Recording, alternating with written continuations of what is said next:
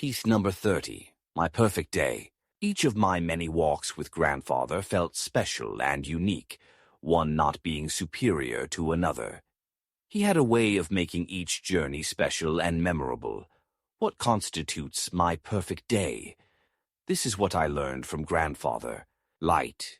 Today there was so much light. A storm had just passed, so the air was clear and clean, almost magical. It was, seemingly, a perfect day. This led me to the question, what would constitute my perfect passage of time? If this were to be my last day of life, how would I want to spend it? Though appearing to be profound, the answer for all of us, I think, is extremely simple.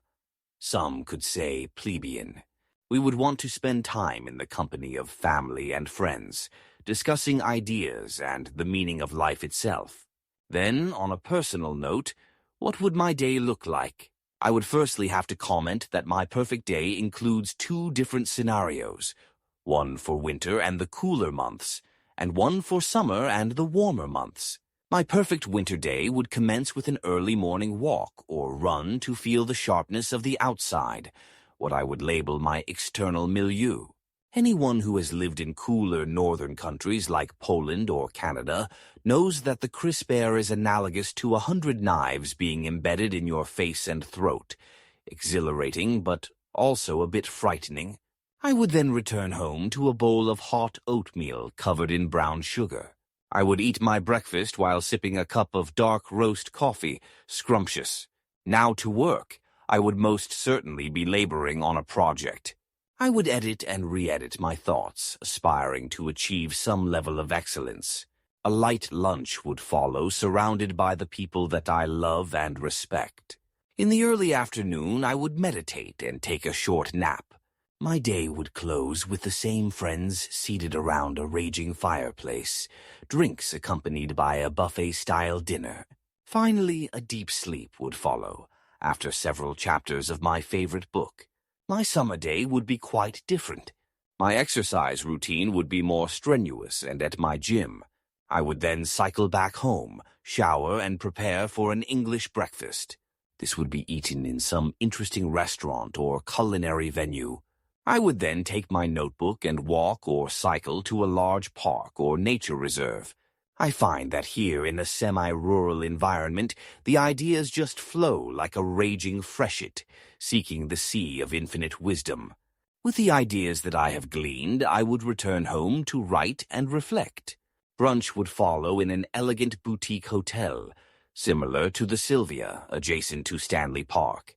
I would be seated with strangers and loved ones, the topic being the meaning of life. To be fair, I am shortly to take my own celestial journey.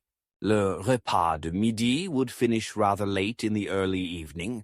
I would then go and teach or donate my time to some meaningful organization. Arriving home quite late, I would be alone. The solitude would allow me to come to peace with my I and eternal thou, a relationship circumscribed by Martin Buber. A peaceful sleep would subsequently arrive, I having come to terms with my physical mortality. This is the closing of a life. Much more important, however, is the living side of life itself.